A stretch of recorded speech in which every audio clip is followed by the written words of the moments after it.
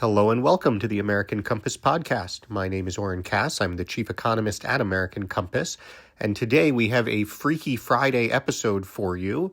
Role reversal. I've had the pleasure of going on Ezra Klein's podcast a couple of times, and today he returns the favor and joins us on the American Compass podcast to talk about his book with co-author Derek Thompson called Abundance. You've probably seen an abundance, of coverage of their thesis and focus on what they call a new supply-side progressivism, but I think it's really important to look at how it fits and doesn't fit with some of the new ideas on the right of center. There's a surprising amount of convergence between what the new right is thinking about and some of these ideas that Klein and Thompson put forward, though I think, as you'll see in the conversation, it's fun to see how uncomfortable that makes them some of the time. But, I think there are both points of disagreement and points of agreement, and hopefully that points to some constructive paths forward. You'll also see hear, I suppose, from my point of view that, I am very sympathetic to a lot of the abundance agenda, but also somewhat skeptical of how much of the problem it solves and how far it can really get us. And Ezra has some good answers on those points as well. So enjoy that conversation. Before we get to it, of course, have to tell you about what else is going on at Commonplace this week. Actually, just want to highlight one thing in particular. We're really pleased to be able to bring you an adapted version of the remarks that Vice President J.D. Vance delivered at the American Dynamism Summit. I think it's a really great articulation of a lot of the new focus that you see on the new right in conservatism generally, in the Trump administration, on building again and some of the policy elements that brings together and some of the changes in economic thinking. So definitely give that a read. And of course, head on over to understandingamerica.co to subscribe to Understanding America in the very unlikely event that you are not already. I am in Japan, but that does not stop us. The band plays on. We have some great commentary on economics earlier in the week. We'll have our regular link roundup and lots more stuff next week that it's too early to predict. So subscribe there, but now enjoy the conversation with Ezra. And here we are with Ezra Klein. Very fun to be able to say to you, welcome to the podcast. I'm glad to be here. Thank you. Lots of pressure here. I feel like I really have to bring my best podcast questions. So I thought I'd start. Definitely want to have you lay out your basic case a little bit, but no asking why did you write the book, no asking what the book is about. Let's try this. Superficially, I think abundance seems like an extremely obvious idea. And with the exception of the Unabomber types, I'm not sure there are a lot of people who would sort of describe themselves as anti-abundance. So I guess my question is, who are you arguing with and what are you arguing about?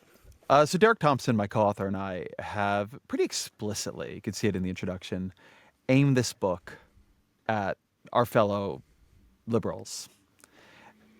Look, man, I'm a Californian. I grew up in Irvine, California. I went to UC Santa Cruz and UCLA for college. I moved to DC for 13-ish years. Then I moved back to the Bay Area for 5 years. And I love that state. And something has gone terribly wrong there. We have, depending on how you count it, the worst or the third worst affordability crisis in the country. We're losing people by the hundreds of thousands every year to Texas and Arizona and Colorado. We don't build enough homes. We never build high-speed rail. We are not building clean energy fast enough to meet our goals. California's a remarkable place. I mean, it still is the engine of global technology. Like the frontier of AI is in California. It's in 50 square miles of California. It's got money. It's got amazing public universities. Why aren't we able to build things? Why aren't we able to build enough homes so people can, I had friends, like they worked in crucial city roles in San Francisco. They had to leave because they couldn't afford to raise their children there, right? That's an incredible failure when the cities that you govern, the cities that are synonymous with modern liberalism, like San Francisco and Los Angeles and New York City, are places the working class cannot afford to stay in and raise a family. So this is aimed at people who believe all the same things I believe. People who share my goals: decarbonization, affordable housing, great and grand public infrastructure, excellent state capacity. but don't insist on them actually being achieved. Sort of get excited about passing the big bill, the Affordable Care Act or the Inflation Reduction Act, and then kind of check out. And then read sort of a story. It's like, that's weird. We never actually did build high-speed rail, or the Second Avenue subway, really seemed to take a long time and come in very expensive, or the Big Dig. And housing sure seems expensive, but sort of moves on to the next thing. I actually want liberals to focus in. Like, if we're the party of government, why aren't we making government work? And so I think that certainly as a diagnosis, I think that describes a very real phenomenon. But in assessing how we reached that situation, again, like it seems to me that, if you went to those people on the San Francisco City Council, whoever is, I guess we would have to say the problem here, I think they would still say they agree with you too, right? And maybe I'm not familiar with the dysfunction of California to the extent I need to be. Some of the board of supervisors there would, some wouldn't. I'd put it that way. Yeah, but do you feel like on the left there really is a set of people who would say, we don't want to have affordable housing in these cities, we don't want to decarbonize, we don't want to build high-speed rail? Where is the actual kind of disagreement or how government issue? works, right? I mean, that's why I say a lot of the conversation here is with people who share my goals, right? I agree that we all share the same goals. But then you have to work backwards from the failures and ask in a serious way, why can't we build the affordable housing? What did happen to California high-speed rail, right? I've spent a lot of time reporting on that. A bunch of the book is about innovation. One of the things that Derek and I are trying to do is put innovation more towards the center of liberal thinking. There are problems you can only solve through new technologies. We would have no shot on climate change. I'm not sure we have a real one as it stands, but we would have no shot if we had not driven the price of solar, of wind, of battery storage down as fast as we have. A politics of sacrifice is not effective or usable politics, or not the speed we would need it. And so it's about taking implementation seriously. So there have been all these terms that have floated around for this ideological tendency or factional tendency that we're trying to help cohere. Abundance is one that is stuck. My first one was supply side progressivism, a little bit more wonky. I like another that one. Another one that people like was a liberalism that builds. But I often call it, sort of to myself at least, a liberalism of the details. The details of what happens after you pass a bill really matter. I spent a bunch of time reporting on how did SF end up building public restrooms at $1.6, $1.7 million a pop. People had heard they do that, but there's like, oh, fucking government. But no, you got to go into why, and you got to do something about it. And that's what a lot of this book is. I mean, I hope that this book, when people read it, when the sort of legions of populist, new right listeners here pick this up to see what the other side is thinking. What they get is a sort of, we're trying to get at the texture and the reality of governing, the ways that bureaucracies actually work, the ways that systems have actually evolved. Some of that is intentional. Some of it reflects the collision of interests, people who like the status quo or benefit from the status quo. Some of it represents drift. Things that made sense at one time and overhang into the present, or have gotten stronger in the present, even though nobody really intended them to. But I think something that the populist new right listeners would I suspect say is, putting climate change to the side for a moment. We have to come back to climate change. But putting that aside, we basically agree with everything you're saying here. We agree with your descriptions of all of the things that have gone wrong. We agree with your vision of things we'd love also to be true.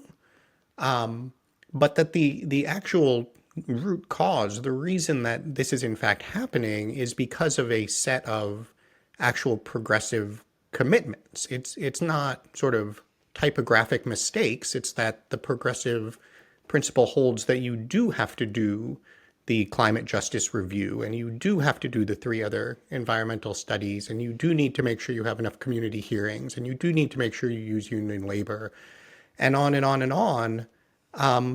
And so I guess the question would be sort of, to some extent, are you on their side on this? Or if not, what do you think they get wrong in the critique? So I'd say 2 things. So one, I don't think we would agree actually on a lot of the goals here, which is important. 2, but we could talk about that. 2, yeah, There is certainly the way progressivism has evolved into its current form in a lot of places. That is the culture of governance. And we are saying that culture should change. Now, party cultures do change. You've been part of a change in a party culture. Sometimes I'll hear people say on the right, like, "Oh, it's immovable. You'll never, change any of this." I'm like, you all used to support immigration. You know that, right? You used to support free trade. You specifically, you know that, right? Parties change. Crises change them. Problems change them. Losses change them. Confrontations with certain realities change them. The internal coalitions change them. And so we're under no illusion that the sort of factional fight we're engaged in here, it's not certain to win or work. But nor is it the case that we've never seen liberalism of the kind that I'm talking about. It looks much more like the California of the 50s. It looks like New Deal liberalism in many ways. I mean, hopefully we've learned some things from that. And nor is it the case that we never see it now. Josh Shapiro rebuilding the I-95, putting in the emergency declaration that I tell that story in some detail in the book, that, knocked out a huge number of regulations and procedures and processes. And so instead of taking the year or so they thought it was going to take, they rebuilt that thing in 12 days. Remarkable. And you know what? They did it using union labor. When we're talking about rail, the Second Avenue subway, most expensive rail project by kilometer ever. But in general, America spends a shit ton building rail. We are much more expensive than France, than Spain, than Germany, than Japan, than Portugal. And those countries have governments. Those countries have liberals. Those countries have higher union density than we do. So there's specific things about the way we've made things work that's a problem. And even now you see change happening on the margin.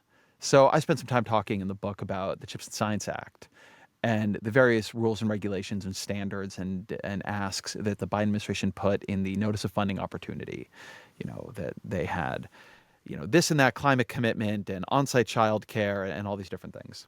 But a year or two later, and I had to update the book to reflect this, Biden signed into law a bill co-sponsored by Ted Cruz exempting Chips and Science from NEPA review, because the National Environmental Policy Act, because his administration said it would add years to building these semiconductor fabs, and if we did that, we would fall further behind when we see it as a national security requirement to onshore more semiconductor capability.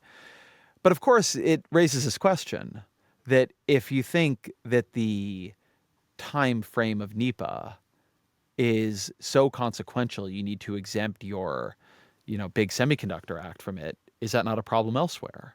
Right? What does permitting reform look like on left? We've begun to see people discuss it and debate it, but these things are nascent. But that alone, you've begun to see in California a bunch of carve-outs to CEQA, the California Environmental Quality Act. Not as many as I want to see, but some. Like, I think these bills actually need much more root and branch reform. Now, what that would look like, you and I would probably disagree on. But I just don't believe these things are carved in stone. I don't believe the political coalitions don't change. I don't believe the cultures of government don't change. And I think actually we've been living in a period of fairly rapid change on that in both coalitions. So things are more liquid than I think people give them credit for. No, I definitely agree with that. I guess it's interesting to raise sort of NEPA or CEQA carve outs as examples. I have to confess, I got to the end of the book and felt a little bit cheated that the agenda chapter had been left out. I was flipping frantically back and forth to make sure I hadn't missed it. Such a policy wonk in your heart, my friend. That's right. Here on the American Compass podcast, we have no such limitations. And I do think, I think you acknowledge well in the book, look, a lot of this does come down to trade-offs. And I think it's very hard to tackle trade-offs without getting very concrete about what you trade off. And so I guess I'm curious, either from the perspective of, look, here are three things liberals should actually change, or here are some trade-offs where liberals have said X is more valuable than Y, and we should instead say Y is more valuable than X. I would make housing construction by right in every city over, we'd sort of, pick a density and economic level. There might be some very limited carve-outs for truly historically important areas, but not the thing where historic importance becomes like anywhere where anybody famous ever went to the bathroom. I would I would like to see environmental review fast track things we know are good for the environment, and not. I don't think this policy equilibrium of review makes a ton of sense. I think that the thing we did in the 70s where it's good to have the government think about what it's doing before it does it. It's not good for it to think for 4.5 years before it does it. So I think that process has gotten nuts and needs to be root and branch reformed. And here I'm not dodging when I like my principle would be you sort of know what it is you need to build, to a first approximation, and you should make a speed run for that. But how literally you write that law, I mean, each one of these things does have a lot of complexity to it. And unlike Elon Musk and Doge, I take that complexity fairly seriously. Those would be two. And then on state capacity, I would bring a lot more functions in-house. We have done way too much with contractors. I would do actual civil service reform that makes it much easier to hire and fire and gives people who are running civil service teams much more independent authority. I think we've made it just much too hard to act inside the civil service. I believe 4 months ago, I think the indiscriminate hiring of Elon Musk, I'm sorry, the indiscriminate firing of Elon Musk and Doge is a disastrously dumb idea. But I want to make it easier to hire and fire and to reward performance and to pay for high performance inside the federal government. I want people inside the federal government to be able to act more aggressively, and state governments. And we've just outsourced way too much. I mean, there's a huge problem in California high-speed rail. They gave everything over to contractors. There's very little in-house capacity in these places. And part of the reason is we made it very, very hard for them to act. So it's actually often easier to let the contractor do it. God, like the way we do software procurement, it's such a disaster. So those are three places where I think I have a fairly clean view of trade-offs. And I think you would trade things off. It's possible projects I don't like would get built, right? I get that. It's possible that, like, I live in an area of New York that has had very aggressive upzoning. So I'm actually in between a huge amount of construction, and I live in a significantly sized multi-story building around a bunch of other, like, big buildings. So I'm pretty comfortable with density. But yeah, if somebody built a large apartment building right next to my window, I would be sad. It would hurt my housing values. And like, I get that might happen, right? I knew that when I came in. Like, I don't have a guarantee nobody's going to build. I'm living in an area that's been upzoned to make it easier to build. So, these things have trade-offs. They really do. And I think there's like really interesting questions of how you structure voice. I don't want it to be that we are never able to generate the information of community input. That's insane. But you have to get a amount of community input that makes sense and then have somebody capable of making a decision, not being tied up in endless review. I mean, the idea that congestion pricing in New York City was held up for 3 to 4 years, not even on environmental review, on environmental assessment. And I talked to Jan Lieber, the head of the MTA, about that. And he's like, look, like, I prefer we go forward and are able to experiment and change things. And you're like sitting here making me estimate how many low-income cab drivers might like lose their jobs. Like, it's not like, how do we know? It's not the way to do this. Like, I just don't buy that's that we found an equilibrium that makes any sense. Yeah. No, it's a good example. And I think the trade-off that jumps out to me and throughout the book is climate change. And I was struck by in the book, whatever the list of things being listed is, climate change is always the first one. Even in this Housing conversation, comes first, man. not In the book, not, it does. well, Chapter one is housing. in most lists, I would note even a little bit earlier we were talking about housing, and as you went into the next question, the next answer, you said you slipped decarbonization in there in front of housing. Perhaps it is a subconscious tick, but as a reader and listener, it seems to me to loom quite large. And you do say in the book it's motivated in no small part by our belief that we need to decarbonize the global economy to head off the threat of climate change. I don't want to have a climate change debate here, but I'm curious to what extent you see that as genuinely a coherent element of the abundance agenda versus to what extent there actually is some implicit trade-off there.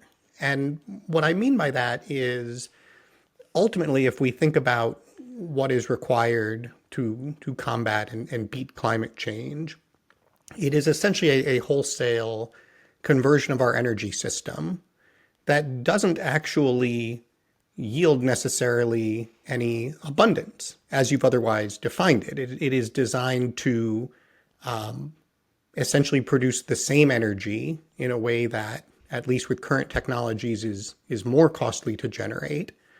And there could be a tremendous number of reasons that is a thing worth doing, but it does strike me as a trade-off and not item one on how to bring abundance to the American people.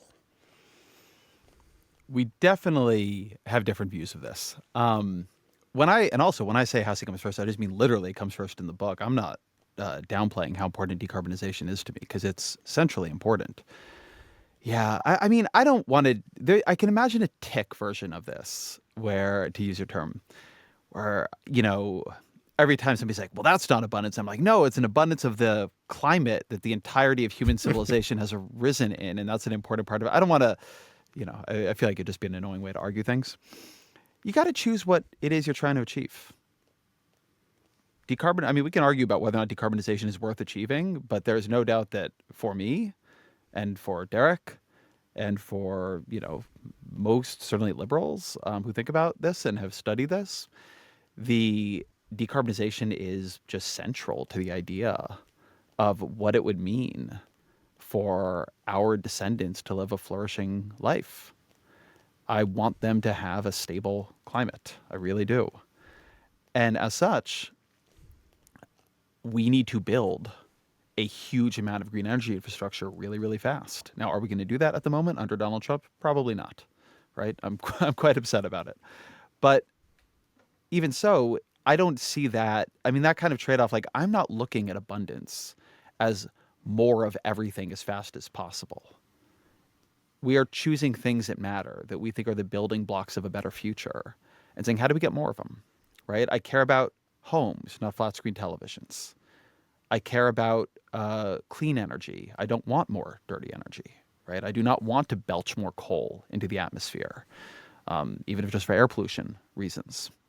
I care about state capacity, but if you told me the state capacity was going to be bent to authoritarian ends, I'd say, no, actually, let's not do that, right? It matters that these things align to values.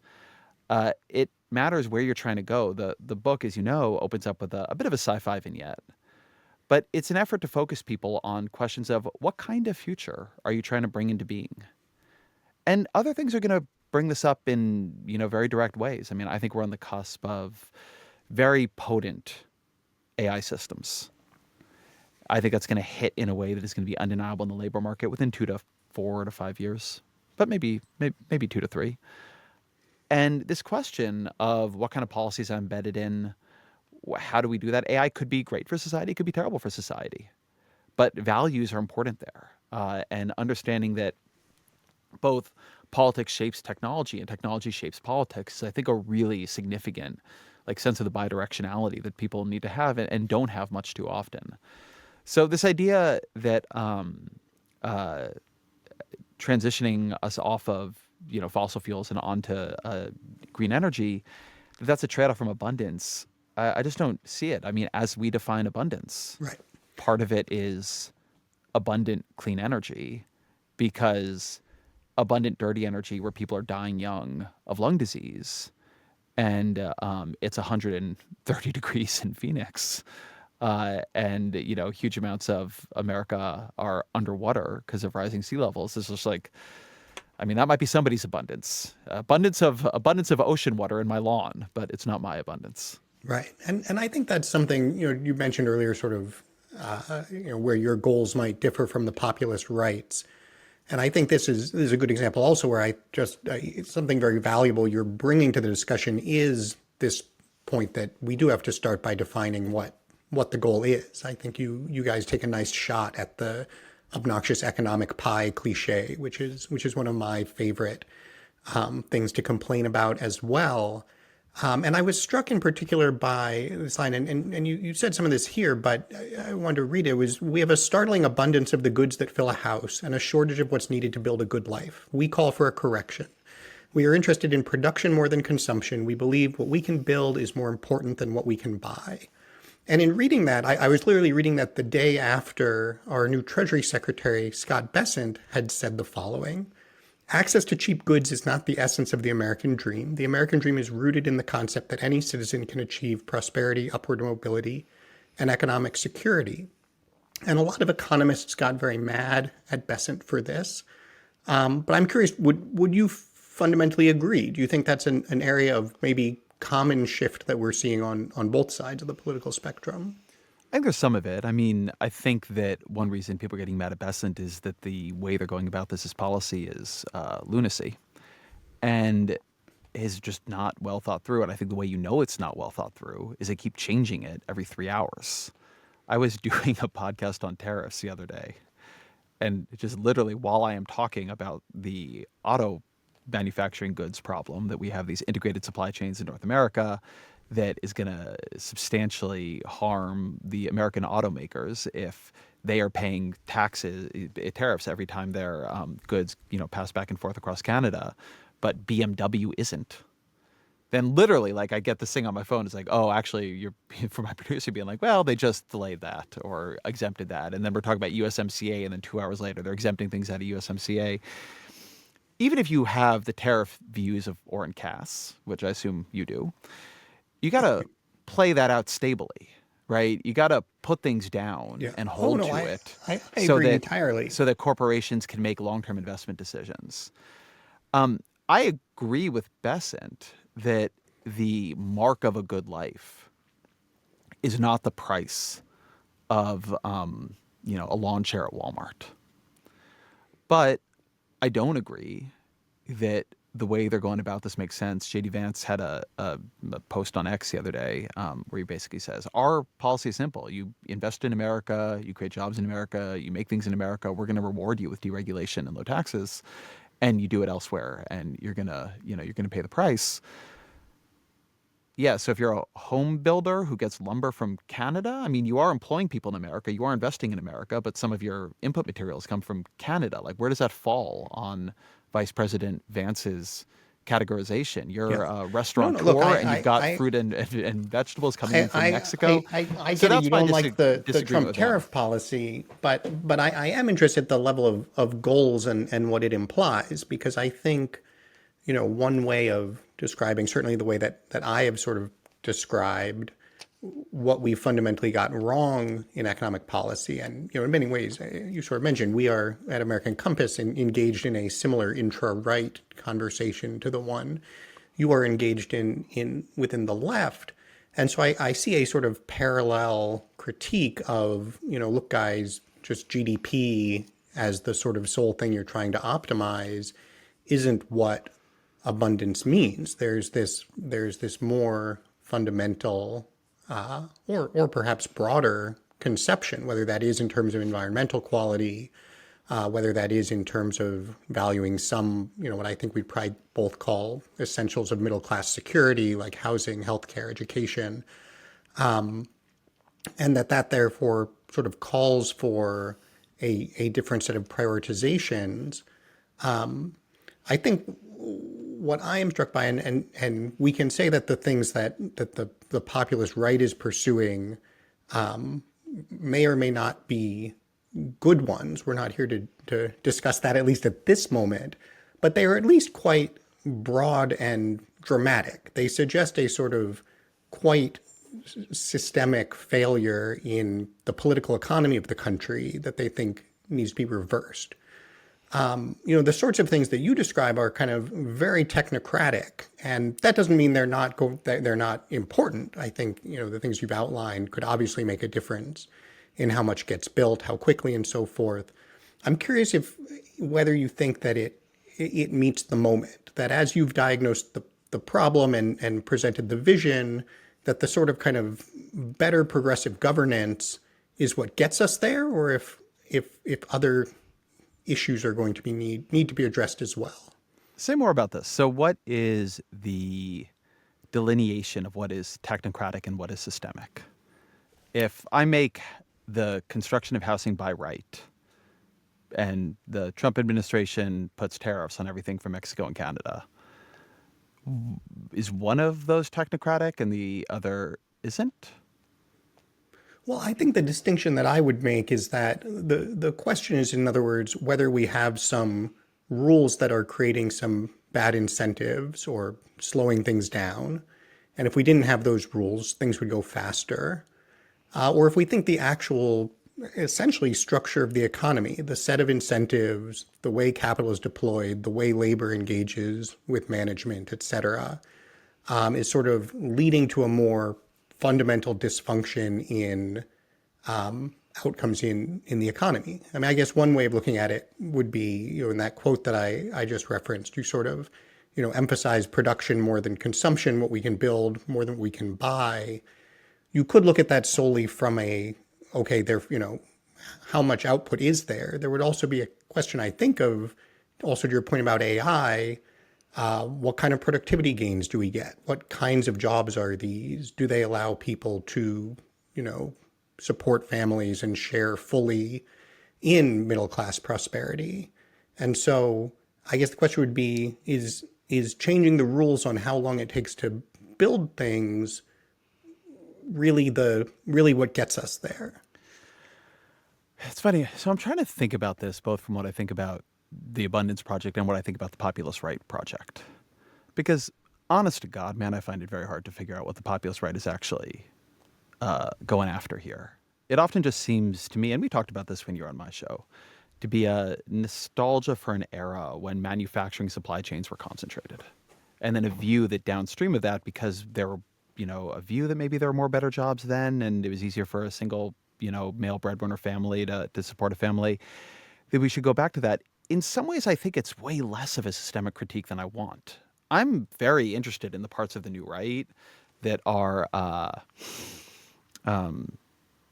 kind of systemic, that are, very upset about tech and what it has done to the human mind, and pornography and what it's doing to young men, and why aren't people getting married. And I feel like all that's been thrown out the window. I feel like the populist right has become very vice open, right? We're just going to have these kids on sports gambling and crypto and porn. And then I guess we'll have tariffs.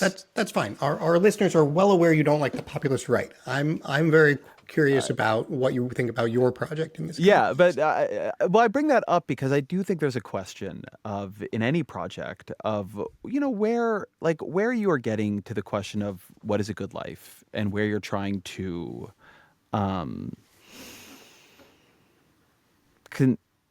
actually have the government push people towards different kinds of choices. Right. I think that's what you're sort of getting at here, right? Like, are we just saying, it's like a shame that it's so hard to build a home? But I don't really see it that way. To me, some of these things are fundamental. I mean, you talked earlier about the pie. The critique we make of the pie metaphor, of the just grow the pie metaphor, is that it erases the fundamental characteristic of growth, which is change. So if you have a lot more growth, what you get is a society that's transforming itself more rapidly and becoming something you can't really predict. So how much you want policy in a sort of pro-growth agenda that is extremely prescriptive about what kinds of lives are led under that policy, I think is open for debate. At the same time, I don't think of abundant housing and the opportunities it unlocks as small or technocratic. I think of it as a fundamental engine of opportunity and innovation. I talk about the gating of the cities as the true closing of the American frontier.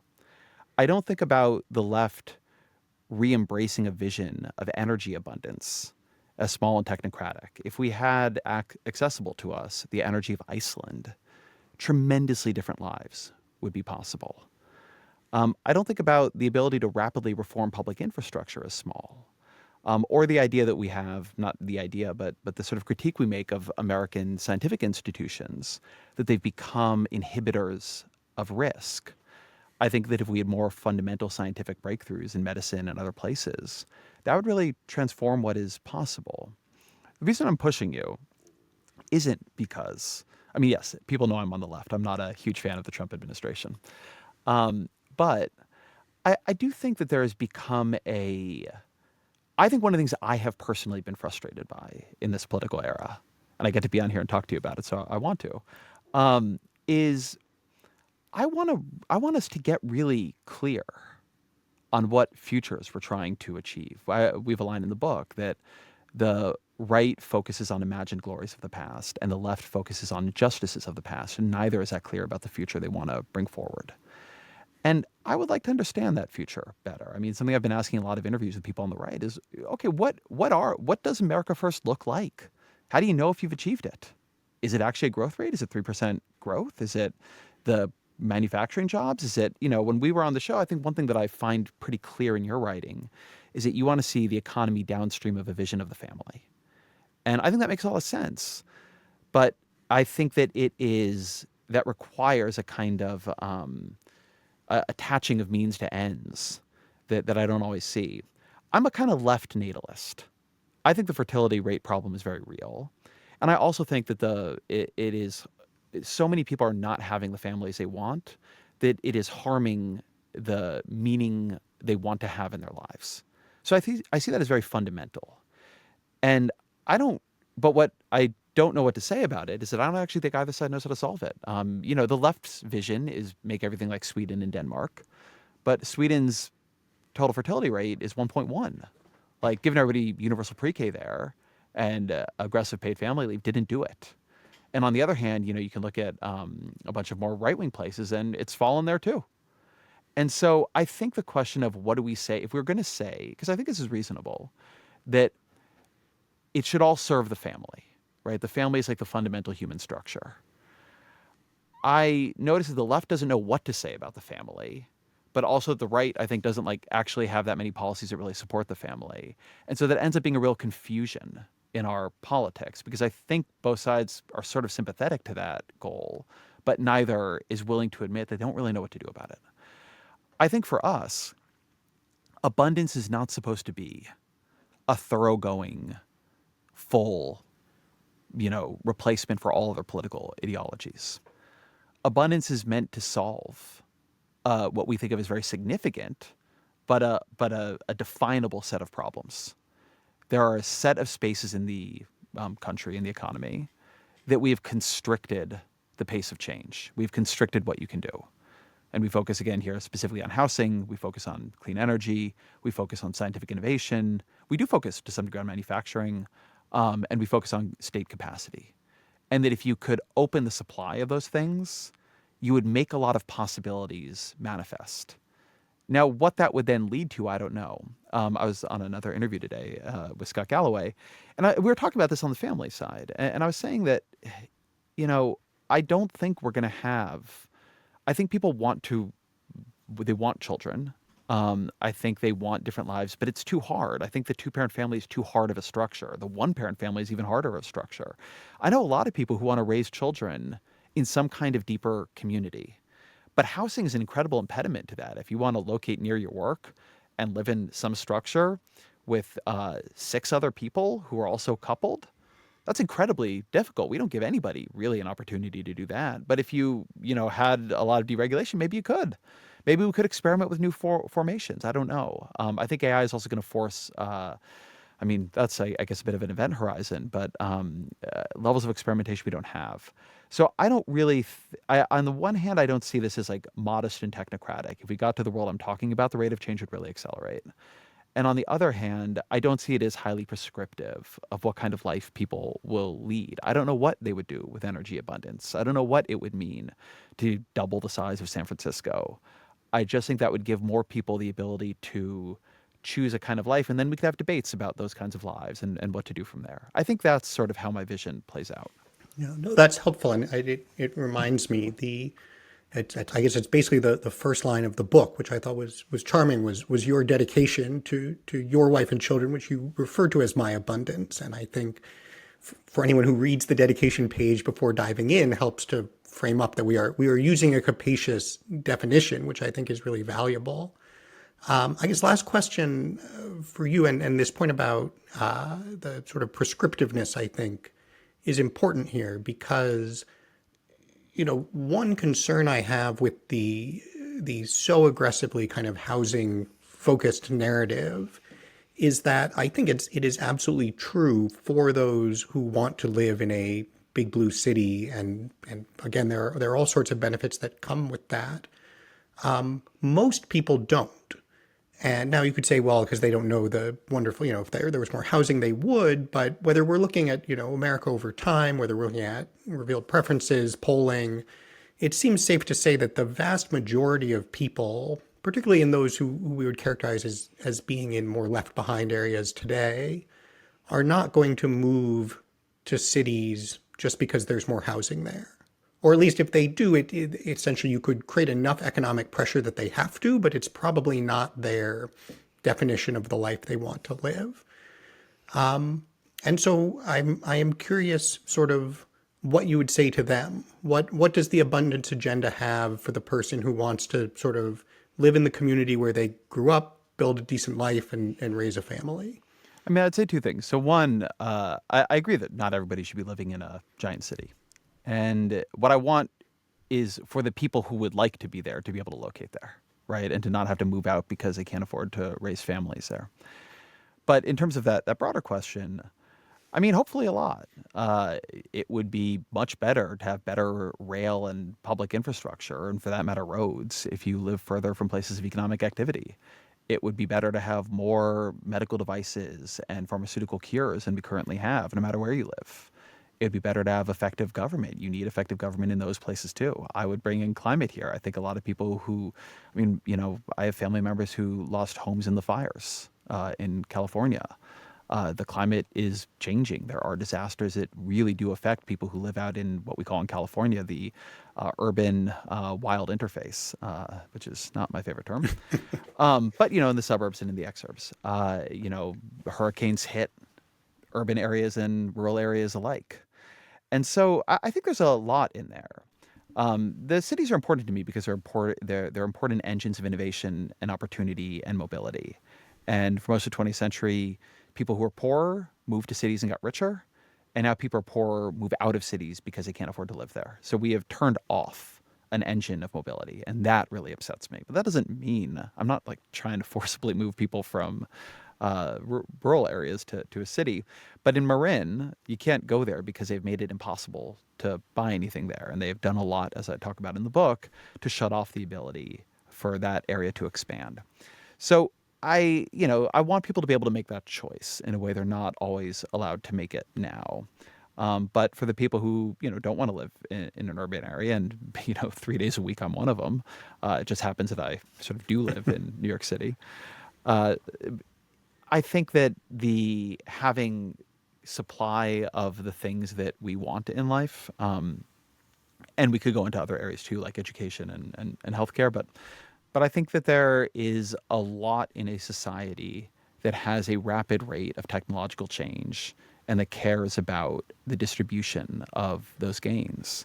It is enormously better to live in rural America in the year 2025 than it was in the year 1915. Even if you hold the density level of the place you live constant.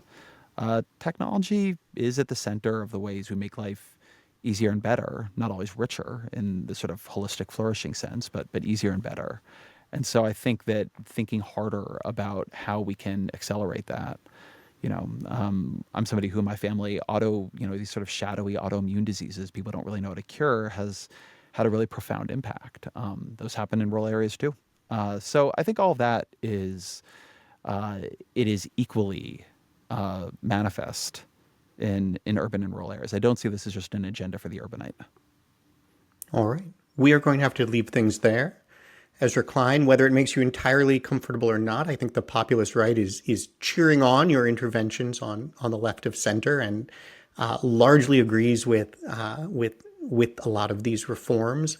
We really appreciate you joining us. And the book is Abundance by Ezra Klein and Derek Thompson. Thanks so much. Thank you so much. I really enjoyed it, Oren. I always do. And we will be back again soon with another episode of the American Compass Podcast.